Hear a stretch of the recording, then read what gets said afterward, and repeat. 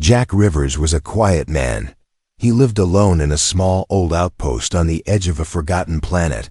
The outpost used to be a mining station, but now it was just storage and dust. Jack worked as a mechanic and repairman, fixing machines that no one else cared about. He liked silence, routine, and the comfort of knowing everything had its place. But one cold night, something changed. He was sitting by his small heater, drinking hot coffee, when he heard it, a faint scratching sound coming from under the floorboards. At first, he thought it was a rat or some small creature.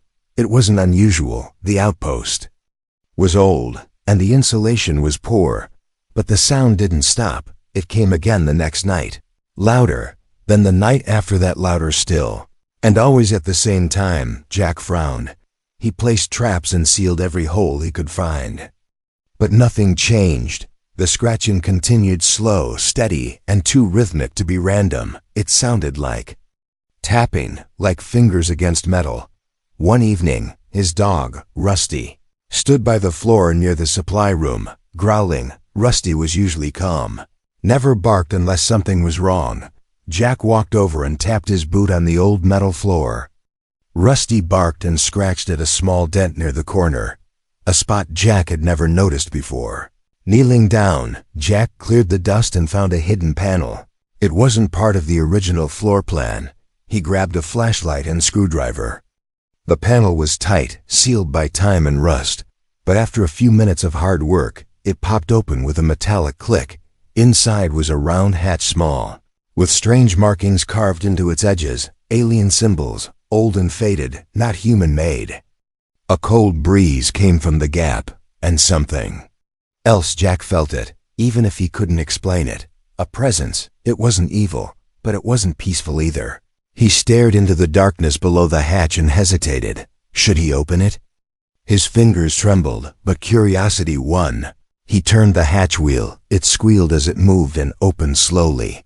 The smell of dust and something ancient rose into the room. Jack pointed his flashlight into the hole and saw a ladder leading down into darkness. "Rusty, stay," he whispered, then climbed down, one step at a time. The air grew colder as he descended. The light flickered over the wall's metal, but not like any metal he knew. They pulsed faintly, as if alive. The ladder led into a narrow hallway, filled with old wires, tubes, and broken lights. Jack walked slowly, breathing heavy, heart pounding in his ears.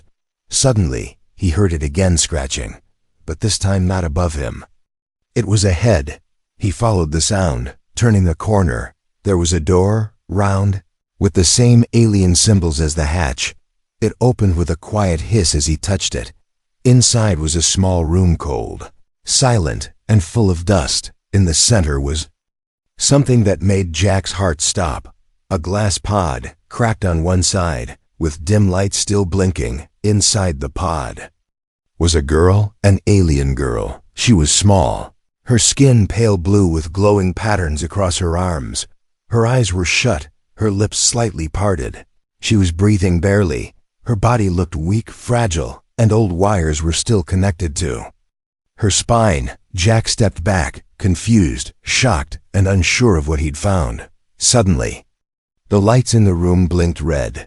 The screen beside the pod lit up, showing strange text and warning signs.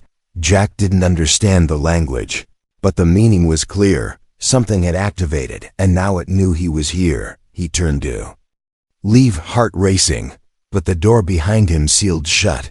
A cold voice echoed in the hallway, mechanical, alien, and emotionless. "System breach detected.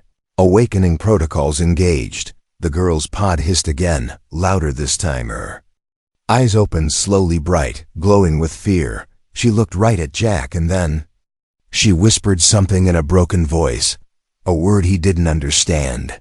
But whatever she said, it wasn't a threat. It was a plea. Jack couldn't move. The alien girl inside the glass pod looked directly at him, her eyes wide with fear and confusion. She was breathing heavily now, her lips trembling. The room felt colder, but not from the air. It was the feeling of something ancient waking up. He took one slow step toward her, not sure what to do. not sure if she was even real. "Can you hear me?" he whispered. She didn't answer, but her eyes followed him. She tried to lift her hand, but her arm was too weak. There were long, thin wires attached to her spine and neck, like they had been feeding something into her body for a long time. Looked around the small room. There were no chairs, no control panels, just thick cables running along the walls. He saw symbols again, alien letters glowing faintly under the dust. In one corner, there was a broken console, half buried in the floor. It blinked slowly with a pale blue light. Jack walked over and wiped it clean. To his surprise, as soon as his hand touched the screen, it changed. The alien language turned into English, like the system had scanned him and adjusted. Stasis containment failed. Vital signs critical. Artificial sleep disengaged, the screen said. He turned back to the girl, who was now blinking slowly, her fingers twitching. Jack's chest tightened. She wasn't just some forgotten lab experiment. She had been left here, alive, frozen in time, waiting, and someone, or something, had hidden her here on purpose. Jack pressed a button on the side of the pod, and with a soft hiss, the glass cover opened. The air smelled of chemicals and dust. The girl gasped and coughed, trying to sit up, but her body collapsed without thinking. Jack stepped forward and caught her gently. She was light, too light and freezing cold. Her skin was smooth, but marked with faint glowing lines that looked almost like veins. Her hair was soft, silver blue, and fell over her face as she breathed shallow breaths. She whispered something again, weak and broken. Jack didn't understand the words, but the fear in her eyes was clear. "I'm not here to hurt you," he said softly, placing a blanket from his backpack over her. "Can you move?" She shook her head, barely. Her legs were thin and unmoving, and Jack realized she couldn't stand at all. Not because she was weak, but because she was paralyzed. Jack looked around, trying to understand. Why was she hidden here? Who was she? And why was this place locked beneath an old human outpost? The screen blinked again. Biolock disengaged. Signal transmission failed. Retrying ... He didn't like that message. Signal transmission? Was it trying to contact someone? Suddenly, a loud humming noise echoed through the hallway outside. Lights along the tunnel flickered on, one by one, in a row. Something had changed. Something had turned back on. Jack lifted the alien girl gently into his arms. "We're getting out of here," he muttered. He carried her through the hallway, back toward the hatch ladder. The door they had come through was now open again, but red lights were blinking along the frame. Jack moved fast, the girl trembling in his arms, whispering words he still couldn't understand. But one word she kept repeating: Noctar. Noctar. Back inside the outpost, Rusty barked and wagged his tail, nervous. Jack laid the girl on a padded bench in his repair room and wrapped her in more blankets. He opened a packet of water and touched it to her lips. She drank a little, then winced as her back twitched from the disconnected wires. Jack stared at the scars along her spine. He realized the wires weren't just for stasis. They were part of her body, part machine, part living being. She had been modified, maybe even tortured. Who would do that to someone? He sat down, looking at the screen he pulled from the hidden room. It was a small device, like a memory log. As he connected it to his system, it loaded an old file. A short video flickered on screen. Alien engineers speaking in fast, sharp words. One scientist pointed at a map of the galaxy, flashing red zones. Another spoke of the purge, the extinction protocol, and the last hope hidden. The final shot showed the alien girl, younger, smiling in a beautiful blue uniform. She had been important once, maybe even royalty, and someone had risked everything to hide her deep underground, where no one would find her. Until now. Jack leaned back, breath caught in his throat. He didn't just find some survivor. He had just uncovered a secret that could restart an ancient war or end one forever. And outside, the stars had started to move again. Ships in orbit, We're listening." The alien girl lay still on the bench, wrapped in warm blankets. Her breathing had calmed, but her eyes stayed wide open, watching Jack silently. He didn't know if she understood his words, but she followed every movement he made. She flinched at every loud sound, every beep from his equipment. She was afraid, not just of him, but of the world above. Jack leaned against the table, staring at the memory device again. The video of her smiling, dressed in that deep blue uniform haunted him. She wasn't just some lab project. She had been someone important, maybe military, maybe royal, and yet now she was broken, hidden away under his feet like a buried secret. Jack sighed, then tapped the screen again. He scrolled through the logs, finding partial translations. The alien system had adjusted some text in English using his bioscan. It spoke of a defense project, of the fall of the Lysera Empire, and Noctar Protocol. Over and over, those words appeared, like a warning someone had hoped he'd never see. He looked at the girl again. She had whispered that word too, Noctar. Whatever it meant, it had something to do with her, with all of this. "Who are you really?" Jack muttered. Just then, she tried to sit up. Her arms trembled, but she managed to raise herself halfway. Jack rushed to help her, holding her shoulders gently. She looked into his eyes and spoke softly, voice shaking. "Ko or dot dot. Mez, Kaya. Katho?" Jack asked, pointing to her. She nodded slowly. "A name," he smiled. "Kaya, I'm Jack," he said, placing his hand on his chest. She blinked at him, and after a pause, did the same, touching her chest. "Kaya," she whispered again. "Eh?" Small moment of understanding passed between them, but it didn't last long. His computer began to beep loud and fast. Jack turned toward it and froze. A signal was incoming from above. Unknown ship detected, hovering just beyond satellite range. It wasn't human. It didn't carry any official human ID. Stealth class, low emissions, and scanning the planets. Surface quietly, Jack narrowed his eyes. Someone's looking for her. He turned to Kaya, who had suddenly gone pale. She whispered something in her language, then reached for the data screen. Her fingers tapped quickly, even weak as she was. Her muscle memory worked. Symbols filled the screen, and Jack watched as she accessed a hidden file. It was a map of old Lysera escape routes, tunnels and tech buried across planets. One of them was beneath Jack's own outpost. That wasn't a coincidence. She had been hidden here because someone knew this place would be forgotten. A blind spot in both human and alien radar.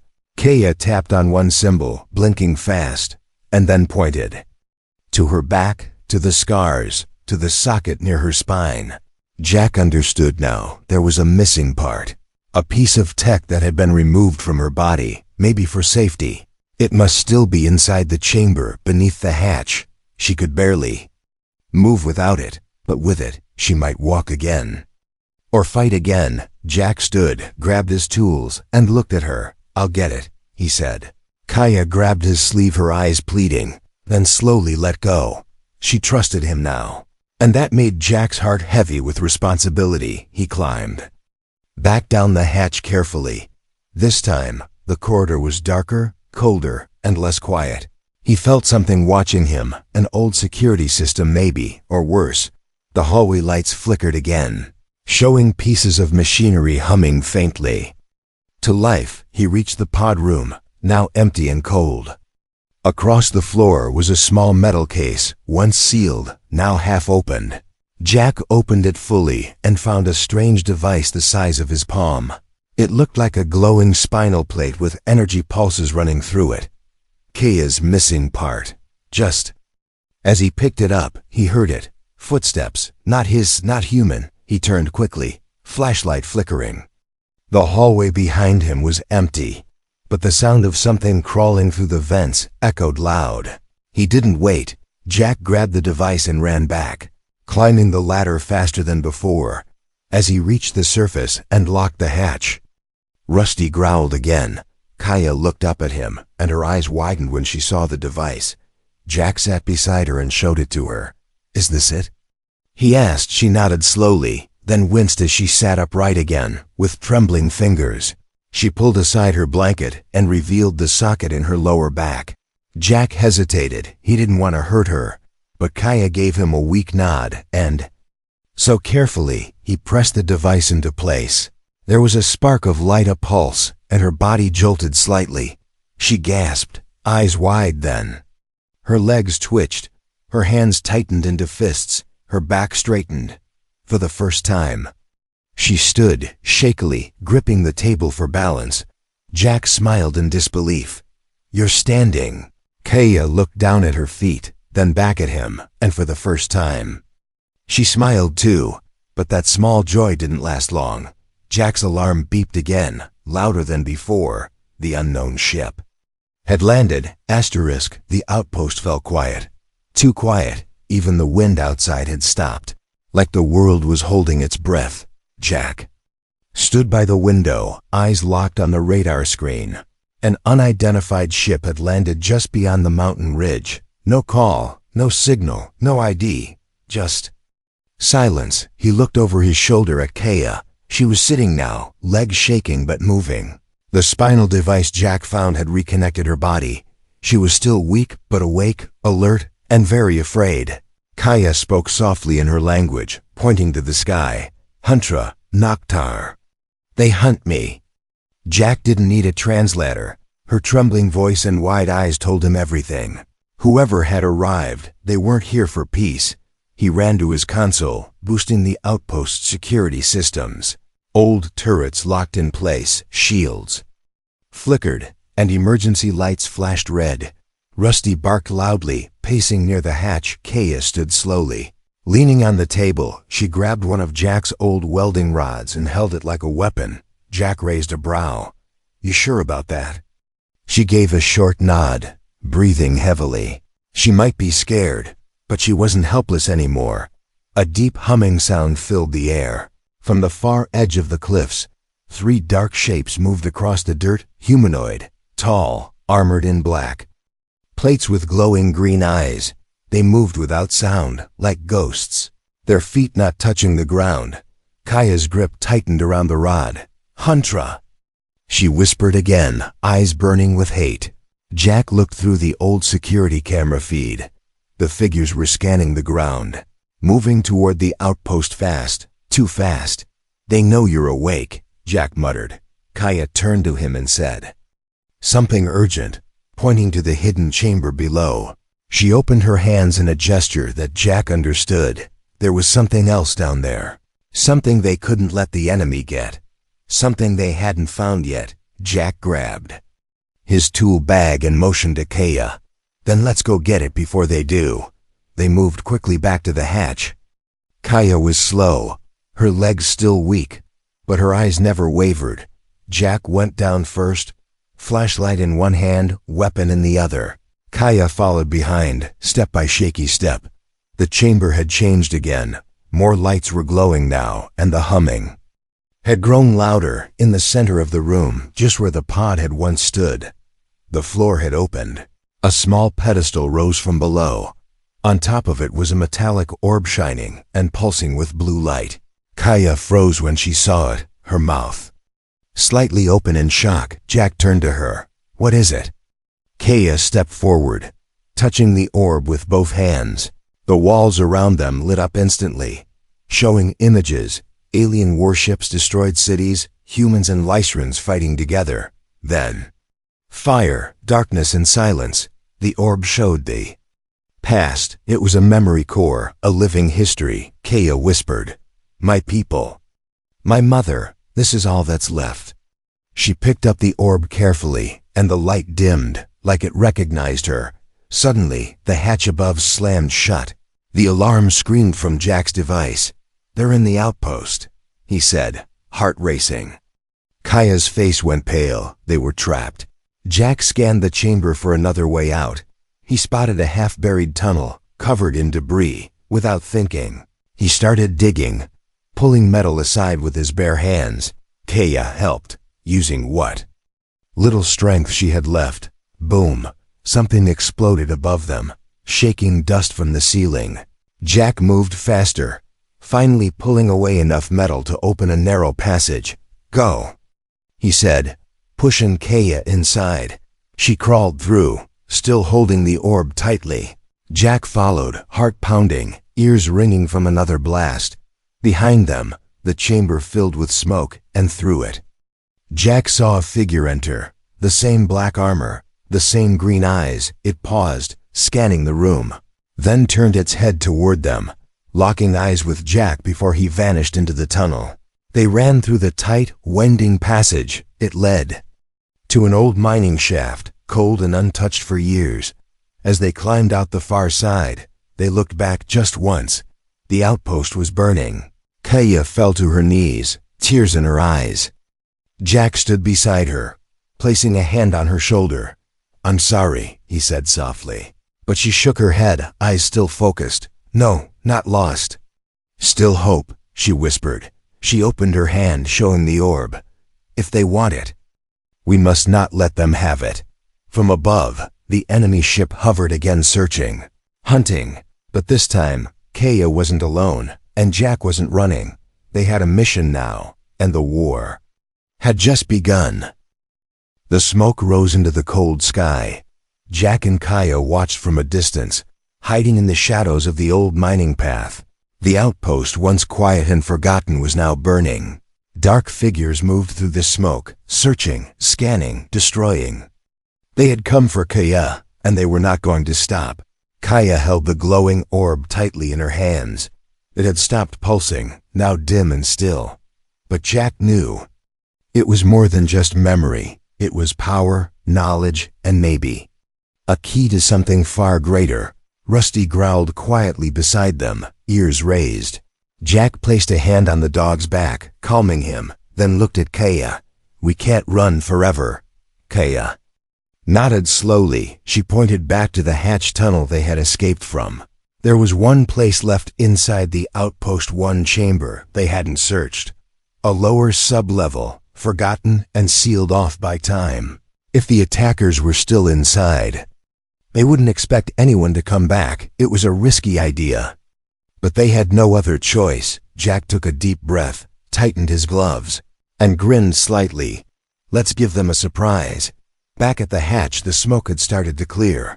The armored hunters moved slowly now, scanning broken systems. They had destroyed much of the lab, and now they searched for the girl and the orb. But something bothered them. The signals were gone, silent again. One of them turned toward the floor. Suddenly, boom! The ground cracked under its feet. A hidden trapdoor burst open, and Jack shot up from beneath, swinging a heavy metal pipe.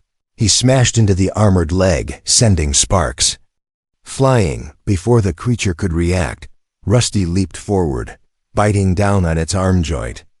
The hunter staggered back, caught off guard.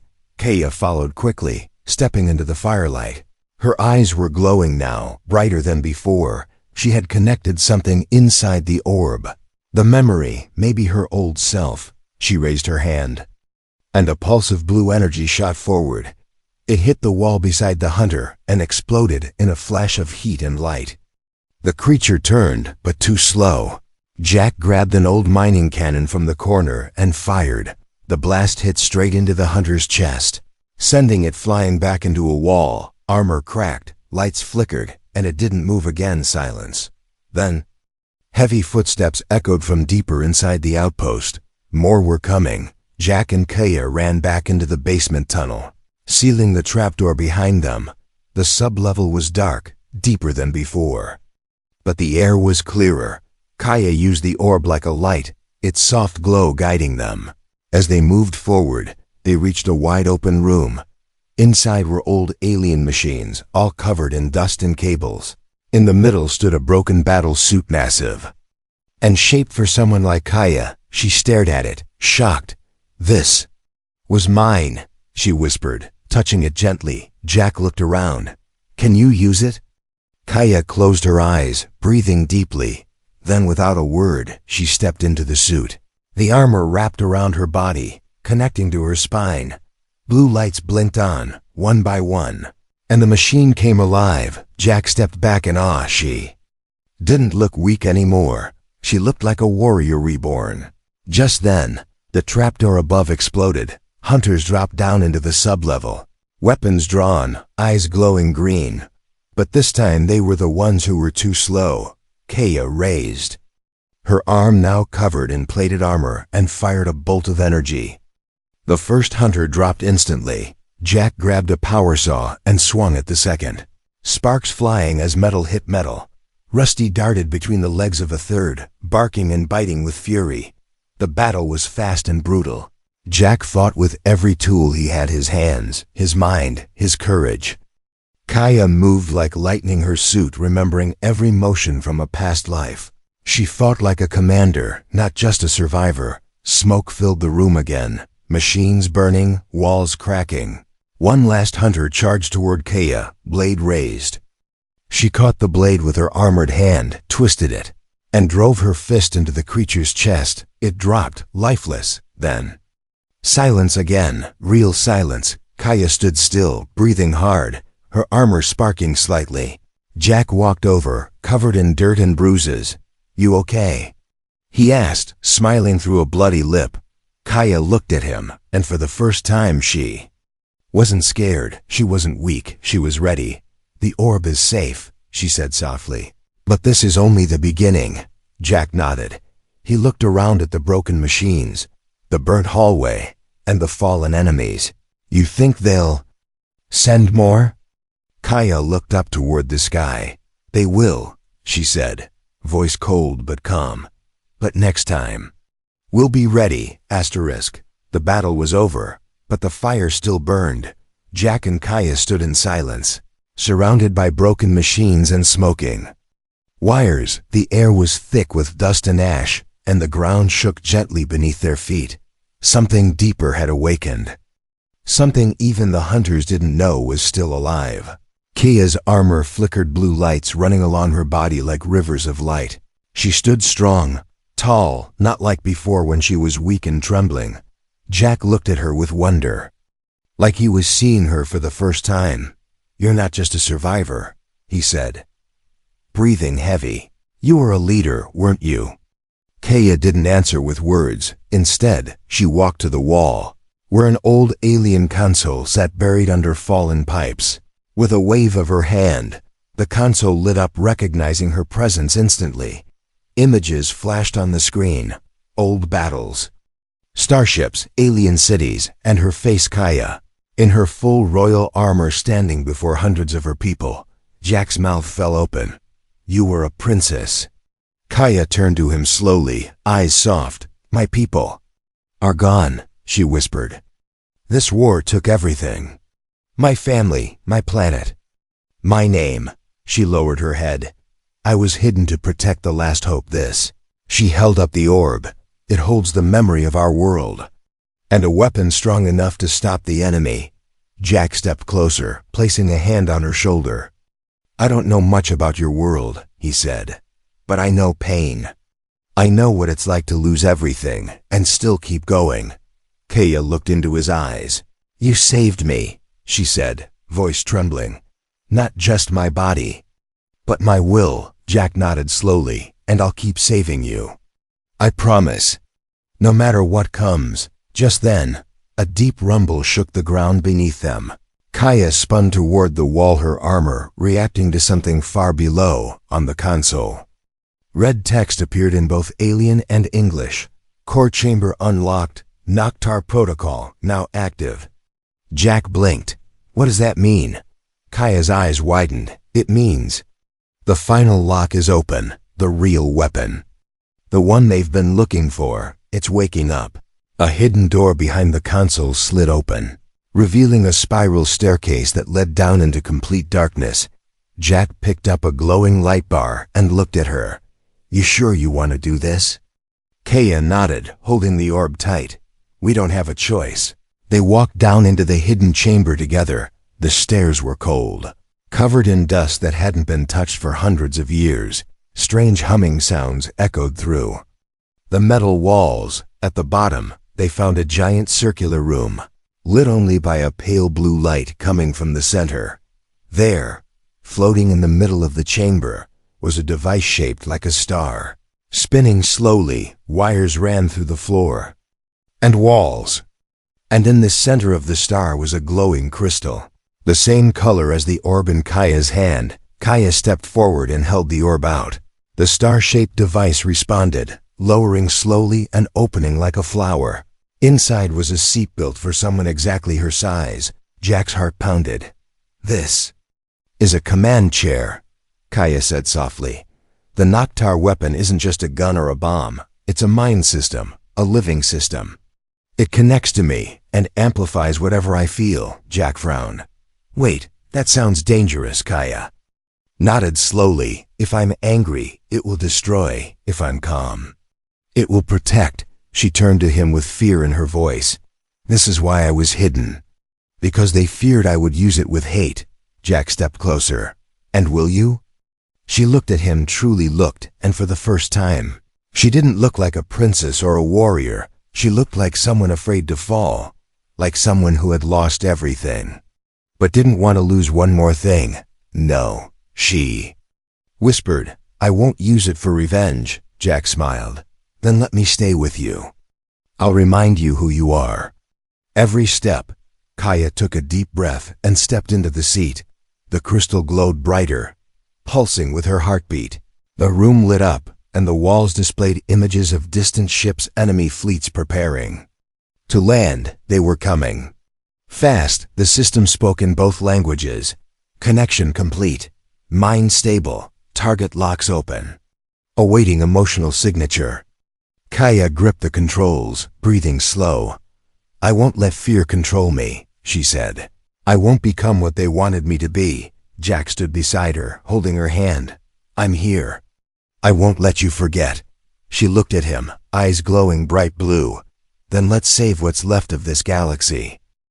The stars outside were no longer peaceful. They blinked and shimmered with movement, because the enemy fleet had arrived. Dozens of black ships filled the sky, their shapes like floating knives. They had tracked the signal from the orb, followed the memory, and now they were here to finish what they started. But this time, Kaya wasn't running. This time, she was standing, deep underground, in the hidden command chamber. She sat in the glowing seat of the Noctar weapon.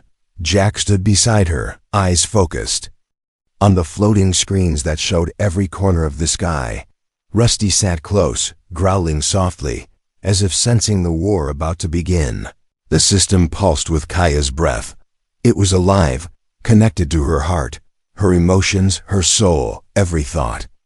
She had shaped the energy of the room. Jack watched as her hands gripped the sides of the seat. She closed her eyes, and the entire mountain began to shake. Old walls cracked, hidden antennas rose through the rocks, and the sky lit up with electric blue light. From above, the enemy commanders noticed. They sent drones, fighters, and missiles fast and deadly, but the ground responded with ancient alien turrets that hadn't fired in centuries. Blasts of light shot into the air, meeting the enemy head-on. Kaya opened her eyes, glowing now like twin stars. "The system.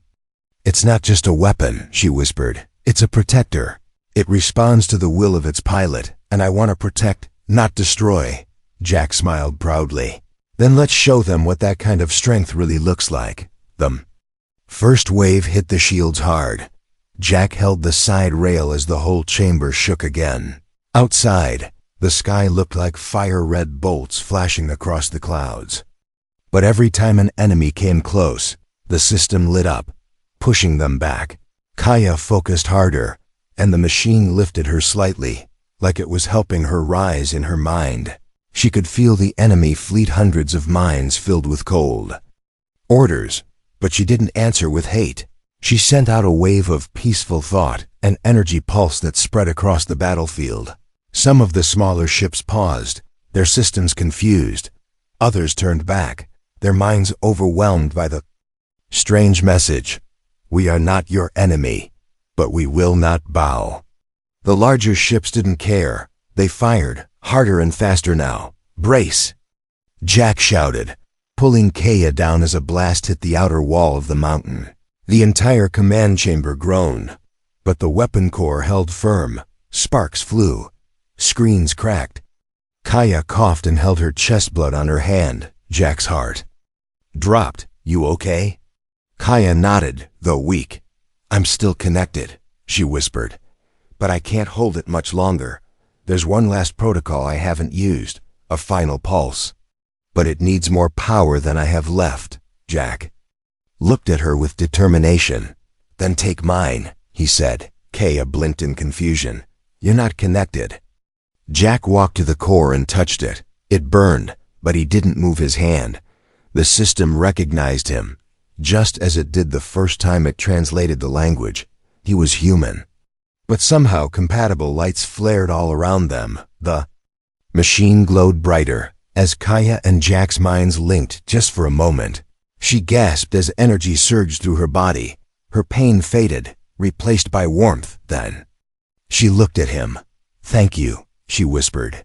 I'll protect you too, outside. The enemy sent their final strike, an enormous ship with a weapon large enough to destroy the entire mountain. It charged up, glowing red with pure destruction.